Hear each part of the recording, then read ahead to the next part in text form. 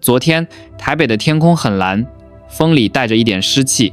在這個城市最繁華的信義區，數萬人仰着頭看着同一個方向，而在屏幕前，全球有數百萬人屏住呼吸，盯着那個紅色的直播信號。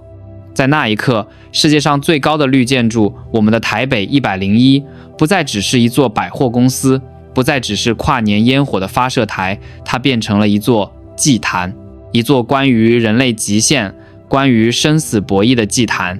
而在祭壇的最頂端，有一個像螞蟻一樣渺小的紅點，正在向上蠕動。它叫 Alex Honnold。在 Netflix 的直播畫面裡，你可能注意到了那行小字，或者聽到了解說員緊張的提示：直播設有10秒延遲。你有沒有想過，這10秒鐘意味着什麼？對於 Netflix 這樣一家萬億市值的商業巨頭來說，這10秒是風控，是最後的安全閥。但對於正在岩壁，是玻璃帷幕上的 Alex 來說，這10秒是生與死的時差。這裡是意識覺醒，記得按讚、訂閱並打開小鈴鐺，這樣您就不會錯過我們的新影片。預告片裡 Alex 說得非常平靜，平靜得讓人骨子裡發冷。他說，不管你準備得多充分，有時候意外就是會發生，一旦掉下去，你就會死。Once you fall, you die。 沒有繩索，沒有軟墊，沒有重來的機會。如果是足球比賽輸了，你可以明年再來；如果是股票虧了，你可以重新積累。但這漫長的508公尺、91層樓的垂直距離，只要手滑一次，只要腳踩空1厘米，只要一陣突如其來的側風，結果就是粉身碎骨。那設置的10秒延遲，其實是一種殘酷的慈悲。如果最壞的情況真的發生了，導播會在這10秒內切斷信號，屏幕前的我們不會看到血腥的終局，只會看到一片黑屏，或者一張緊急切換的靜態圖。而那個活生生的人，那個有2個女兒的父親，就會在直播信號到達你視網膜的這10秒鐘裡，從這個世界上徹底消失。昨天上午9點，我們所有人其實都在參與一場關於生命的豪賭。有人是帶着看英雄的心態，有人是帶着獵奇的心理，甚至讓我們誠實一點，有人在潛意識裡是在等待那1/1000的悲劇。但 Alex 沒有給死神任何機會。90分鐘，他用一種近乎機械般精準的節奏把死神甩在了腳下。當他翻過第91層的欄杆，當他站在塔尖那個只能容納一雙腳的平台上時，台北的風吹亂了他的頭髮。那一刻，我想很多台灣人的眼眶是濕潤的，不是因為他征服了這棟樓，而是因為他讓我們在這個充滿焦慮、充滿算計、充滿不確定性的時代裡，看到了一種名為絕對掌控的光芒。今天，當腎上腺素褪去，我們不僅要問這個男人是誰，他為什麼要來爬我們的101？更重要的是，這場震撼全球的極限表演到底給台灣留下了什麼？沒有恐懼的大腦。很多人說 Alex Honnold 是個瘋子，畢竟正常人誰會拿命去換風景？哪怕是2004年爬過101的法國蜘蛛人 Alan Robert， 當時因為天氣原因也是掛了安全繩索的。但 Alex 這次是徹徹底底的 free solo， 徒手獨攀。但如果你看過那部拿了奧斯卡獎的紀錄片《赤手登峰》Free Solo， 你就會知道，稱他為瘋子是對他最大的誤解。相反，他是這個世界上最理性、最冷靜，甚至最無趣的人。科学家曾經把 Alex 塞進核磁共振機裡掃描他的大腦，他們給他看各種恐怖、血腥、驚悚的畫面，試圖刺激他的神經。對於普通人來說，大腦裡的杏仁核，那個負責處理恐懼情緒的紅色警報器，早就應該瘋狂閃爍了。但是 Alex 的杏仁核竟然毫無波瀾，像死水一樣平靜。這並不代表他沒有感覺，而是他對刺激的閾值高得可怕。常人眼裡的玩命，在他眼裡只是一道複雜的數學題。這裡有一個抓點，摩擦力係數是多少？那裡有一陣風，身體重心需要偏移多少度？如果不確定，他會放棄。在挑戰優勝美地著名的酋長岩之前，他已經在那面牆上掛着繩子練習了無數次，記住了每一個岩點的形狀，甚至記住了每一個動作需要的肌肉發力感。這一次來台北也是一樣，大家看到的是直播時的90分鐘，大家沒看到的是這之前的半年，甚至更久。台北市電影委員會花了半年去協調26個單位，而 Alex 本人早在2013年就來勘察過101。他看着這根巨大的竹子，腦子裡想的不是它有多高，而是它的材質。玻璃和金屬比岩石更滑，台北的濕度很大，手汗怎麼處理？這棟樓的結構是重複的，每8層樓一個斗，意味着我要做幾百次完全一樣的深蹲起立。他在雨天試爬，他在腦海裡把這508米拆解成了幾千個微小的動作序列。他不是在冒險，他是在執行程序。正如他在採訪裡說的，很多人覺得我在賭博，但我從不賭博。當我在牆上的時候，我知道自己在做什麼。如果我覺得有風險，我就不會上去。這種極致的理性，其實比瘋狂更讓人震撼。在這個充滿情緒勒索、充滿流量焦慮的世界裡， Alex 展示了一種名為知行合一的境界。他知道自己要什麼，他知道代價是什麼，然後他做了極其周全的準備，最後他去執行，哪怕這背後是她那個不僅要承受丈夫可能隨時死掉的恐懼，還要在鏡頭前保持微笑的妻子 Sunny。 說到這裡，不得不提一個細節，台北101董事長賈永婕透露， Alex 為了獲得許可專門寫了一封信，信裡他沒吹噓自己拿過奧斯卡，沒說自己有多少粉絲，他寫的是，我有一個美滿的家庭，我有2個可愛的女兒，我也怕死，所以我比任何人都注重安全。這句話擊中了所有人的軟肋。他不是為了死而爬，他是為了更極致的活而爬。正如他那句名言，我不想死，但在有孩子之前和有孩子之後，我都不想死。這一點從未改變，但他還是來了。為什麼是台北101？這棟樓對他，對台灣究竟意味着什麼？鋼鐵竹林裡的無限輪迴。我們常說，台北101是台灣的驕傲，它像一根巨大的竹子，節節高升，刺破蒼穹。但在攀岩者眼裡，這根竹子是一個巨大的陷阱。Alex 在攀爬前說了一句很有意思的話，他說，比起優勝美地的酋長岩，攀爬101其實並不難。這句話聽起來很狂妄，對吧？酋長岩有900米，101只有508米。酋長岩有些地方光滑如鏡，只有指甲蓋大小的抓點，而101有窗框，有金屬條，看起來滿手都是抓點。但 Alex 沒告訴你的是另一件事，重複的詛咒。大自然的岩壁是混沌的，每一步都不一樣，你需要側身，需要掛腳，需要用手指摳，用手掌撐。你的肌肉群是輪流休息的，但人類的建築是工業化的產物，它是複製粘貼的傑作。台北101外牆的那個著名的鋸齒狀設計，每8層樓是一個循環，也就是一個竇。這意味着什麼？這意味着 Alex 必須用完全相同的肌肉做完全相同的動作，重複整整92次。試想一下，你在健身房做引體向上，做1個不難，做10個也不難，但如果讓你做幾百個，而且中間不能落地，手一旦鬆開就是死。那種乳酸堆積的酸痛感會像毒液一樣侵蝕你的神經。這不是在考驗爆發力，這是在考驗意志力的極限。這是一場針對肌肉耐力的凌遲，而且還有一個隱形的殺手——台北的濕。Alex 在勘察時曾非常糾結，他說，如果不下雨，但空氣太乾，玻璃和金屬會很滑；如果下雨，那就直接沒法爬。我需要的是一點點濕氣，讓皮膚變得有點粘性，像壁虎一樣。這就像是在走鋼絲，多一分太滑，少一分抓不住。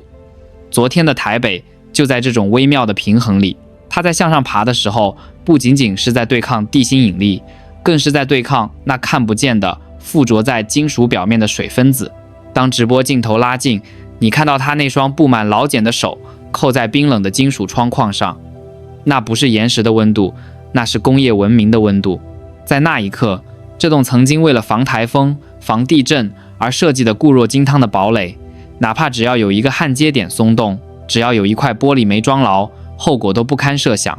但他信任了這棟樓，或者說他把自己交給了台灣的工程質量。當他爬過第50層、第60層，那個身影在巨大的玻璃幕牆上顯得那麼孤獨。玻璃裡面是正在上班的白領，是喝咖啡的遊客，是安全的世界。玻璃外面是呼嘯的風，是除了手指力量外一無所有的深淵。那一層薄薄的玻璃隔開了兩個宇宙，一個是日常的庸碌，一個是極致的生死。台灣，一座渴望被看見的島嶼。如果說 Alex 的攀爬是一場個人的修行，那麼這場直播對於台灣來說，其實是一場集體的心理投射。我們不妨問一個尖銳的問題：為什麼是台灣？ Alex 說他考察過迪拜的哈利法塔，那是世界第一高樓，但他沒去爬，因為太滑，因為不適合。他也考察過很多其他城市的摩天大樓，但最後他選擇了台北。表面上是因為101的結構適合攀爬，但往深了看，是因為台灣敢。你知道嗎？早在2004年，那個法國蜘蛛人羅貝爾來爬101的時候，我們其實是很保守的。主辦方因為天氣不好，強行要求他繫上安全繩。那時候的我們，哪怕想出名，也不敢拿安全開玩笑。但這一次，2026年，我們開了綠燈，台北101。現任董事長賈永婕在接到 Alex 的那封信後，力排眾議，同意了他無繩索的要求。台北市政府文化局電影委員會協調了26個部門，動員了200多人，甚至封路配合。有學者批評說，這是一場赤裸裸的商業秀，是 Netflix 的流量收割機。還有學者，比如國立體育大學的陳子軒教授，一針見血地指出，這反映了台灣社會在這個特殊的國際局勢下，那種極度渴望被世界看見的焦慮。是的，我們焦慮。在這個嘈雜的國際舞台上，台灣的聲音常常被淹沒，身影常常被模糊。我們太需要一個機會，讓全世界的目光，哪怕只有2個小時，完完全全無可爭議地聚焦在這座島嶼上。所以，我們陪着 Alex 賭了一把，這確實是一場豪賭。如果 Alex 成功了，那就是今天的局面，全球刷屏，台北101再次成為世界地標，台灣被貼上開放、酷、極限的標籤。但如果萬一它真的在全世界面前掉下來了呢？那台北101將永遠背負葬送了世界最偉大攀岩者的陰影，這裡將變成一個悲傷的墓碑，而不是榮耀的燈塔。這種風險，賈永婕知道嗎？台北市政府知道嗎？他們一定知道，但他們還是按下了同意鍵。為什麼？因為這就是台灣人的性格啊！就像這棟樓一樣，台北101本來就是建在一個多台風、多地震帶上的奇蹟。按照常理，在這個板塊交界處不應該建這麼高的樓，但我們建了。我們裝了全世界最大的阻尼器，像一顆巨大的心臟，在風雨中維持平衡。昨天，當 Alex 爬到那顆金色阻尼器所在的高度時，我突然覺得他和這棟樓在精神上是共通的。Alex 是用肉體在對抗重力，台北101是用工程學在对抗天災，而台灣這座島嶼是用一種堅韌的生命力在對抗着地緣政治的風暴，對抗着歷史的巨浪。我們歡迎 Alex， 不是因為我們想看戲，而是因為我們在他那個孤獨向上攀爬的身影裡看到了我們自己，那種並沒有路，但只要抓緊了，一步一步往上爬，就一定能看到頂端風景的倔強。當直播進行到最後階段， Alex 接近塔尖，評論區裡原本那些吵架的、質疑的、看熱鬧的聲音都慢慢消失了，取而代之的是不同語言的祈禱。 Be safe， 加油，不要掉下來。在那一刻，沒有政治立場，沒有國界之分，只有一個人類在為另一個人類的生命力而感動。這或許才是這場直播除了流量和商業價值之外，留給台灣最珍貴的禮物。懸崖背後的那個女人，在 Alex 向上攀爬的這90分鐘裡，鏡頭偶爾會切到一個畫面，他的妻子 Sunny。如果不講他的故事，這場攀爬就只是一場單純的腎上腺素秀。有了他，這才是完整的人性。很多人會問，作為一個妻子，你怎麼能忍受丈夫去做這種隨時會死的事情？這是不是太自私了？甚至在《赤手登峰》紀錄片裡，有人曾勸 Alex 分手，因為有了牽掛，刀鋒就不快了，反而更容易出事。但 Sunny 給出了一個讓世俗無法理解，卻又震撼靈魂的答案。在一次採訪中，面對外界的質疑，他平靜地說了一句 ：“This is who he is。” 這就是他。他沒有試圖去改變他，沒有用愛的名義去綁架他，讓他做一個安全的平庸的丈夫。他知道，如果剝離了攀岩，如果剝離了這種對極限的追求， Alex 就不是 Alex 了，他只是一個空殼。他愛的是那個在岩壁上閃閃發光、擁有極致生命力的靈魂，而不是一個被安全感囚禁的軀體。昨天當 Alex 掛在101大樓90層的高空時， Sunny 就在下面，他承受的壓力甚至比 Alex 還要大。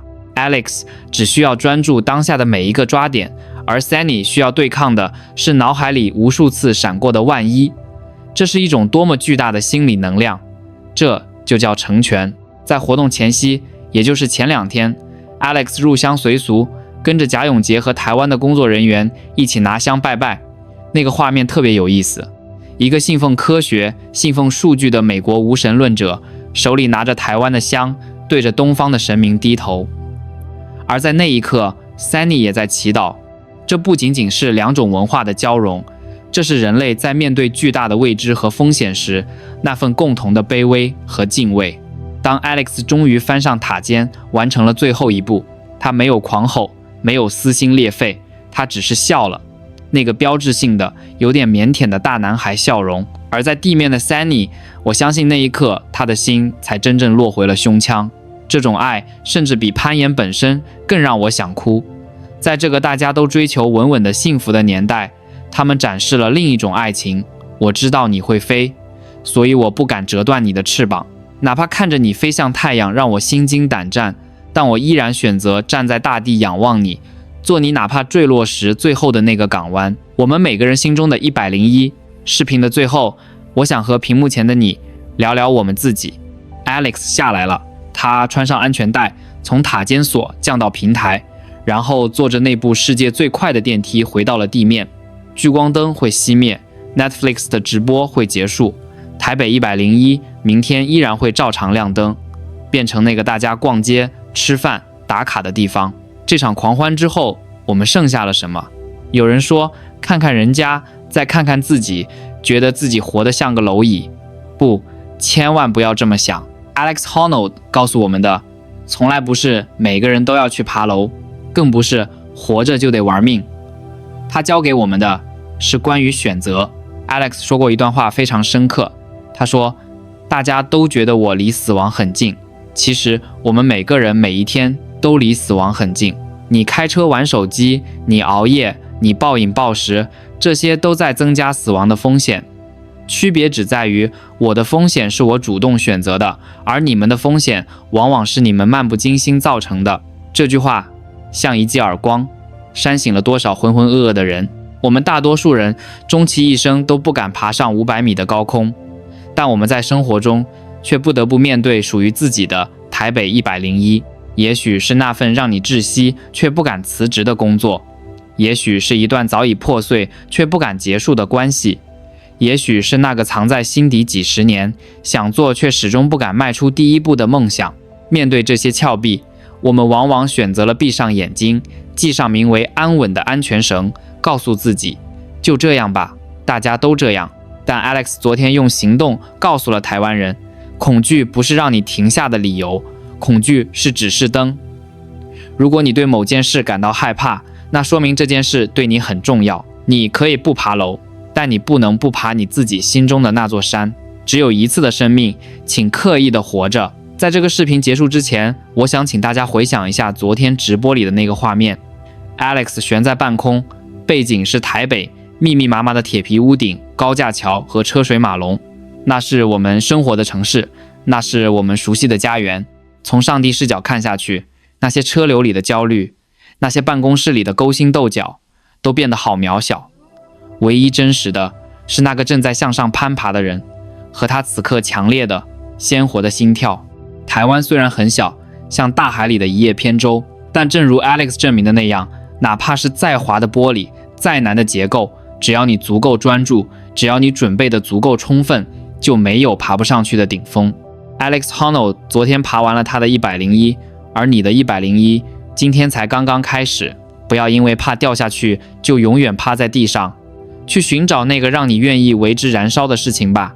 哪怕只有一次，因為生命只有一次，與其漫不經心的老去，不如刻意的、熱烈的活它一場。如果這支視頻讓你哪怕有1秒鐘的觸動，請幫我按讚、分享，讓更多台灣人看到這份力量。我們下個視頻頂峰相見。